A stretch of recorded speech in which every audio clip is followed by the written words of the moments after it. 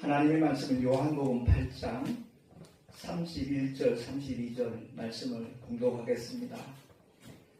그러므로 예수께서 자기를 믿은 유대인들에게 이르시되 너희가 내 말에 거하면 참 내 제자가 되고 진리를 알지니 진리가 너희를 자유케 하리라. 아멘. 기도하겠습니다. 하나님 아버지의 말씀기도 찬양 세 번째 주간입니다.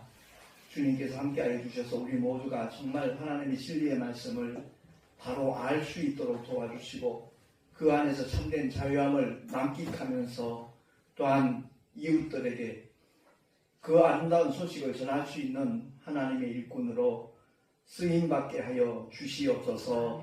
우리 구주 예수 그리스도 이름으로 기도하옵나이다. 아멘.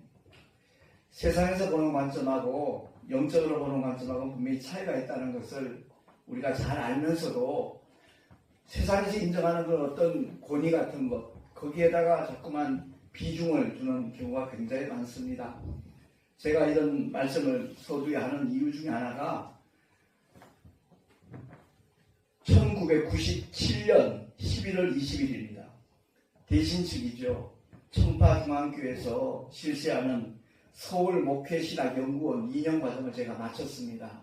그때 수료할 때 한 60명 가까이 수료했는데 그 중에 절반 정도는 박사학위를 받았어요.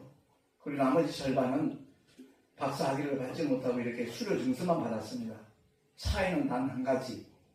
미국에 있는 그 신학대학교에 250만 원을 돈을 내는 사람들은 박사학위를 받고 그렇지 못한 사람들은 그냥 수료 증서만 받았지요. 이런 것을 볼 때 참 크리스찬들은 좀 관점이 달라져야 되지 않겠는가 이런 생각을 합니다.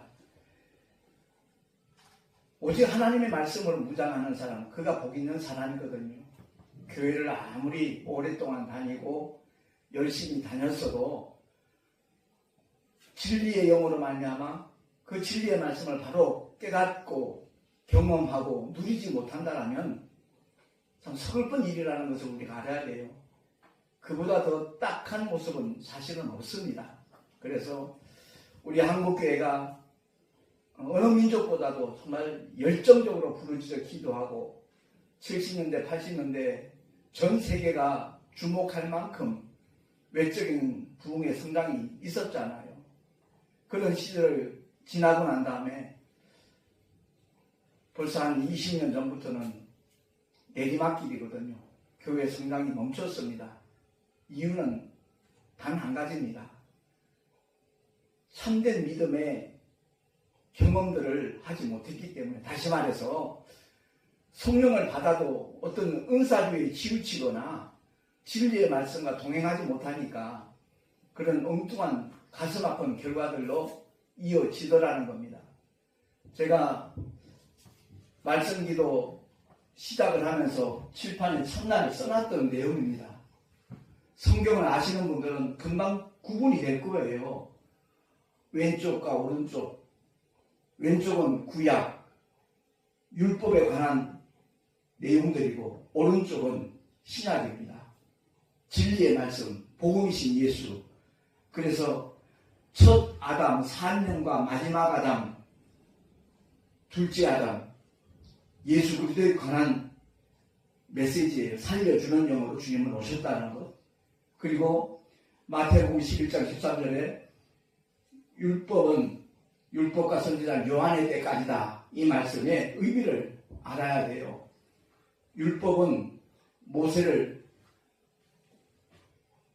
대표하고 있고 선지자는 많은 선지자들이 있지만 소망을 선포했는데 그 중에 가장 유대인들이 존경하는 인물은 능력의 선지자 엘리야를 손꼽습니다. 그래서 신약성경 마태복음 17장 1절에서 8절 이하에 보면 높은 산에 올랐는데 그 변화산이라고 우리가 일컫죠. 거기서 일어난 하나의 신비한 광경. 베드로와 요한과 야고보 세 제자가 특별히 같이 동행을 했잖아요. 이는 내 사랑하는 아들이 내 기뻐하는 자라라는 하나님의 음성이 들렸을 때 눈을 들어봤더니 모세와 엘리야는 온데간데 없습니다. 오직 예수님만 계셨습니다. 그리고 하나님의 그 말씀은 너희는 저의 말을 들으라. 오직 예수 그리스도의 말씀만 들으라는 것이 하나님의 뜻이고 하나님의 요구였습니다. 그래서 그 부분에 대해서 제가 요즘 굉장히 많이 강조를 하고 있어요. 이유는 단 한 가지입니다. 우리의 힘쓰고 애쓰는 수고가 헛되지 아니하도록 불법을 행하는 자들아 내게서 떠나가라 하리라. 그 주님의 경고의 메시지가 뭔가를 제대로 알지 못하는 분들이 굉장히 많아요. 율법이 아니라는 거예요. 복음이라는 거예요. 그러니까 복음, 진리는 곧 하나님의 법이에요. 영원한 법이에요. 변치 않는 하나님의 법이에요. 물론 주님이 그렇게 말씀하셨잖아요. 내가 율법을 폐하러 온 줄을 생각하지 마라. 완전히 하려 합니다. 그 말씀의 의미는 율법은 그 망이 엉성해요. 구멍이 많이 뚫려 있어요. 그래서 내 행동으로 저촉되지 않으면 율법을 지킨 사람으로 간주를 해버려요.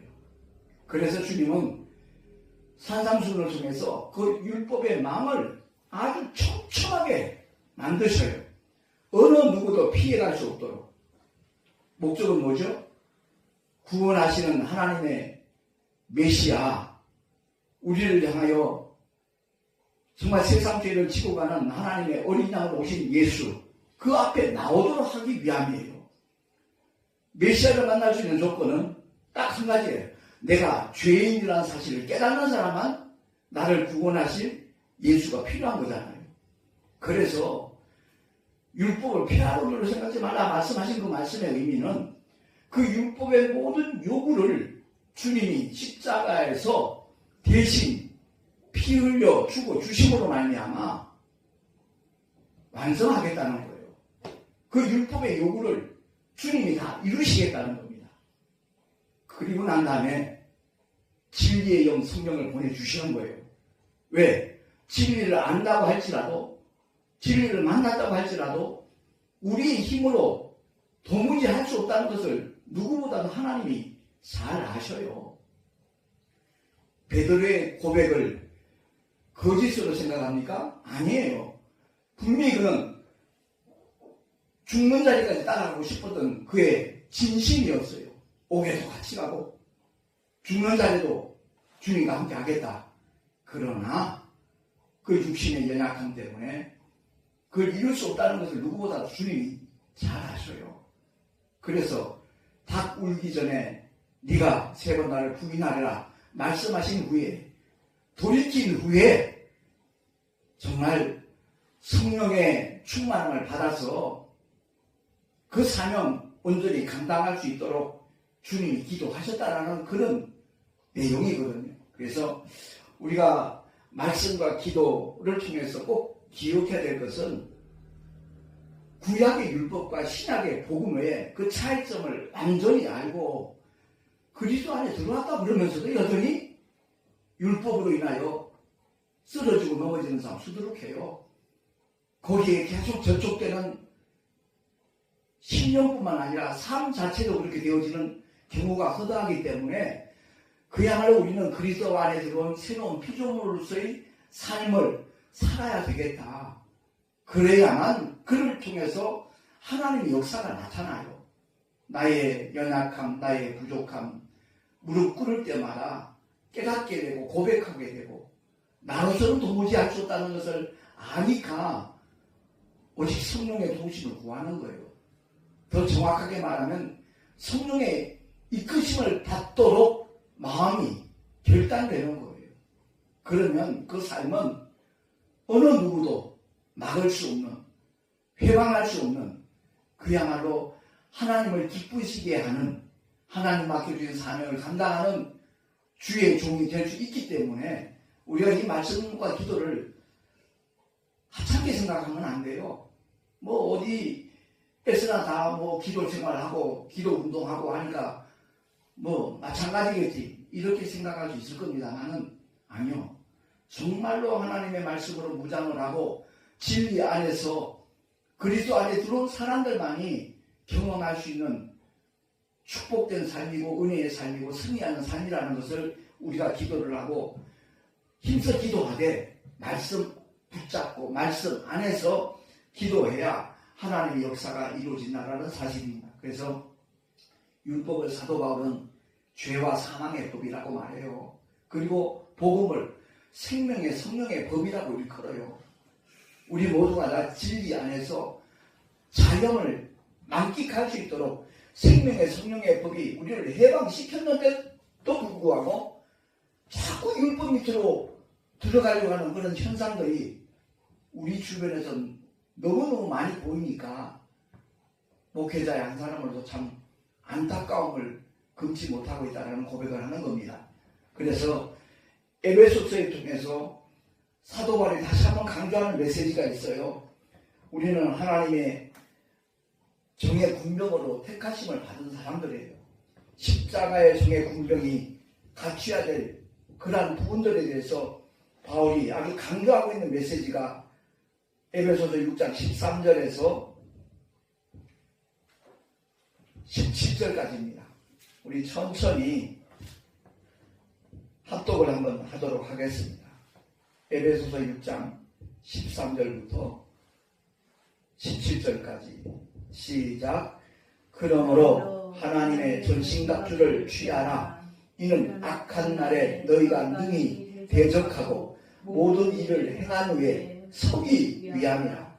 그런즉 서서 진리로 너희 허리띠를 띠고 의의 흉배를 붙이고 평안의 복음에 예비한 것으로 신을 신고 모든 것 위에 믿음의 방패를 가지고 이로써 능히 악한 자의 모든 화전을 소멸하고 구원의 투구와 성령의 검 곧 하나님의 말씀을 가지라. 아멘. 그렇습니다. 하나님이 전신갑주를 취하지 않는 상태에서 그 치열한 영적 전쟁터에 나가면 백전백패지요.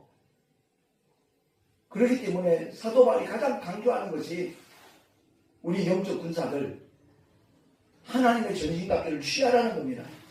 그래서 먼저 나 자신을 지킬 수 있는 그러한 방패적인 갑주를 얘기하고 있는 거예요. 진리로 너희 허리띠를 띠고 모든 힘은 허리에서 나와요. 거기서 거짓이 나오면 하나님의 용사가 될 수 없는 거죠. 오직 진리로 허리띠를 띠라는 겁니다. 그리고 의의 흉배, 우리의 가슴은 끊임없이 하나님을 향하여 열려져 있어야 돼요. 그래야만 그 사람이 주님의 뜻을 분별할 수 있고 주님을 향하여 달려갈 수 있기 때문에 그런 겁니다. 그리고 난 다음에 평안의 복음에 예비한 것으로 신을 신고 우리의 발걸음이 닿는 곳곳마다 오직 예수 그리스도의 복음이 선포되어야 돼요. 우리의 발걸음이 닿는 곳곳마다 하나님의 나라가 확장되어질 때 그 사람이 하나님의 사람이라는 것을 우리가 깨달아야 될 줄로 믿습니다. 그리고 끊임없이 우리를 향하여 불화살을 던져요. 누가? 원수 마귀가 수많은 악령들이 미혹의 영들이 우리를 공략을 합니다. 그때 믿음의 방패를 가지고 얼마든지 막을 수 있다는 거예요. 그걸 막지 않으면 내가 희생당할 수 있으니까 나를 지킬 수 있는 방어용 무기를 먼저 사도 바울이 이렇게 말씀하는 겁니다. 이 모든 게 있을지라도 머리가 없으면 끝나는 거예요. 그래서 구원의 투구를 쓰라는 겁니다. 내 육체가 다 멀쩡하다 할지라도 머리가 상하는 그 사람은 죽은 것과 똑같은 거예요. 그래서 구원의 투구. 요즘 구원의 확신 없으면 구원 못 받는다 그렇게 주장하는 사람도 있는데 저는 솔직히 위험한 발상이라고 생각을 해요. 구원의 확신이라는 것이 성경 어디 남아있어요? 그거 아니에요. 내가 예수 믿으면 하나님께서 그 구원을 보장하신다는 믿음을 가지면 되는 것이지 언제 어디서 구원받았냐? 구원파들처럼 캐물어 가지고 영혼들을 노략질하는 그런 이단들이 많이 생겨나고 있잖아요. 그렇기 때문에 우리는 정말 하나님의 약속의 말씀 붙잡고 교회의 머리 되신 그리스도 그분의 지시만을 받는다라는, 그 사람은 언제 어디서든지 하나님의 보호 속에 승리하는 믿음의 주인공이 될 줄로 믿습니다. 거기에 가장 필요한 것을 이제 공격용 무기로 말씀하고 있는 거예요. 성령의 검, 곧 하나님의 말씀을 가지라. 성령은 언제나 어디서나 말씀과 함께 움직이셔요. 그 하나님의 말씀을 통해서 원수 마귀의 모든 괴계를 타파할 수 있기 때문에 말씀으로 무장을 하는 겁니다. 우리 모두가 다 목회자뿐만 아니라 성도들도 하나님의 말씀으로 무장을 해야 돼요. 하루에 밥 3끼 꼬박꼬박 챙겨 먹으면서 우리 영혼의 양식이라고 말을 하면서 말씀과 거리가 먼, 말씀을 등한하는 그런 사람이 있다면 그 사람 언제 영양실조 걸릴지 모르는 거예요. 끊임없이 하나님의 말씀으로 무장을 할 때 하나님께서 역사하신다는 것을 우리가 기억을 하고, 제가 서두에 박사 학위는 없다라는 고백을 했지요. 250만 원 안 냈기 때문에 학위 못 받았어요. 그러나 모든 논문 누구보다도 열심히 착실하게 써서 제출을 했어요. 그래서 제가 드리고자 하는 말씀은 딴 것보다 세상적인 어떤 기준, 학위, 이게 중요한 것이 아니라 얼마만큼 하나님의 말씀으로 무장을 하고 있는가, 그리고 성령의 이끄심을 받고 그 말씀을 조명받아서 증거하는 하나님의 종인가, 이보다 더 중요한 일은 없다는 것을 우리가 기억을 하고요. 주의 말씀 받은 그날, 하나님의 말씀 아무리 받으면 뭐합니까? 성령의 인도하심이 없다라면, 성령의 보증이 없다라면 물거품 될 수 있거든요. 그러니까 끊임없이 이 말씀과 기도 시간에 저희가 현수막을 붙였지만 우리는 순종하고 하나님을 역사하신다. 이 강단에는 주께서 말씀하시면 믿고 따르겠습니다. 이것이 일평생 우리의 고백이 되어야 되고요. 우리의 삶이 되어져야 돼요. 강단에서 주의 종을 통하여 하나님 말씀이 선포되면 그 말씀을 믿음으로 받아들여서 그대로 순종하는 삶으로 펼쳐질 때 하나님께서는 함께 역사하신다는 사실 우리 기억하고, 주님 나라 들어가는 그 순간까지 끊임없이 전진 또 전진하는 하나님의 사람들이 될 수 있기를 예수 이름으로 축원합니다. 기도하겠습니다. 하나님 아버지, 잠시 하나님 말씀을 상고해 보았습니다. 우리 모두가 다 믿음의 길을 나름대로 열심히 걸어가고 달려간다고 하면서도 율법과 복음에 대한 차이점을 제대로 분간하지 못하고 정말 잘못된 모습으로 드러날 때가 많았음을 고백합니다. 주여, 오직 생명의 말씀, 진리의 말씀 바로 깨달아 알 수 있도록 도와주옵시고, 참으로 우리 모두는 다 진리 안에서 참된 자유함을 만끽하는 믿음의 주인공들이 되게 하여 주시옵소서. 그 놀라운 축복의 소식을, 생명의 메시지를 만나는 모든 사람들이 전할 수 있도록 성령께서 우리를 붙잡아 주시고 인도하여 주시옵소서. 기도할 때마다 오직 말씀 붙잡고 끊임없이 성령의 인도함을 받을 수 있는 하나님의 사람들, 진리의 사람들, 성령의 사람들이 되기를 간절히 소망하옵고, 우리 구주 예수 그리스도 이름으로 감사하며 기도하옵나이다. 아멘.